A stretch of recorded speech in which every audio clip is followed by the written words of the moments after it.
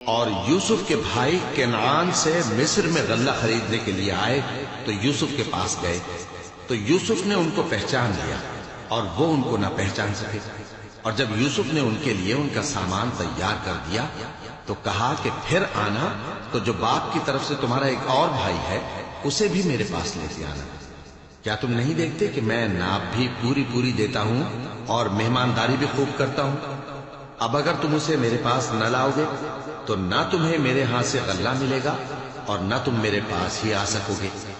انہوں نے کہا کہ ہم اس کے بارے میں اس کے والد کو پھسلائیں گے اور ہم یہ کام کر کے رہیں گے۔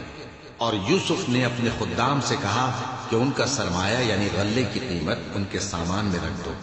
عجب نہیں کہ جب یہ اپنے اہل و عیال میں جائیں تو اسے پہچان لیں، اور عجب نہیں کہ یہ پھر یہاں آئے۔ بس جب وہ اپنے والد کے پاس واپس گئے تو کہنے لگے کہ ابا، ہمارے لیے غلے کی بندش کر دی گئی ہے، تو ہمارے ساتھ ہمارے بھائی کو بھیج دیجئے تاکہ ہم پھر غلہ لائیں اور ہم اس کے نگہبان ہیں۔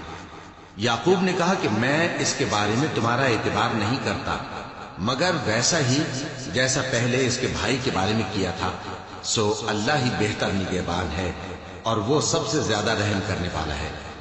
اور جب انہوں نے اپنا اسباب کھولا تو دیکھا کہ ان کا سرمایہ واپس کر دیا گیا ہے۔ کہنے لگے، ابا ہمیں اور کیا چاہیے؟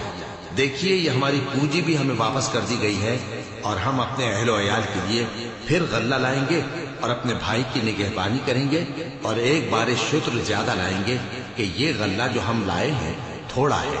یعقوب نے کہا کہ جب تک تم اللہ کا عہد نہ دو کہ اس کو میرے پاس صحیح و سالم لے آؤ گے، میں اسے ہرگز تمہارے ساتھ نہیں بھیجنے کا، مگر یہ کہ تم گھیر لیے جاؤ یعنی بے بس ہو جاؤ تو مجبوری ہے۔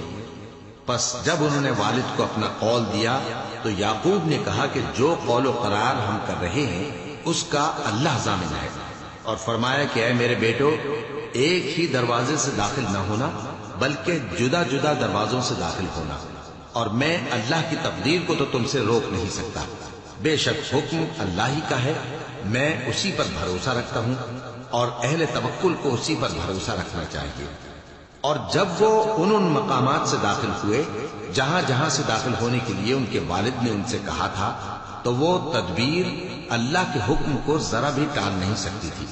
ہاں، وہ یعقوب کے دل کی خواہش تھی جو انہوں نے پوری کی تھی، اور بے شک وہ صاحب علم تھے، کیونکہ ہم نے ان کو علم سکھایا تھا، لیکن اکثر لوگ نہیں جانتے۔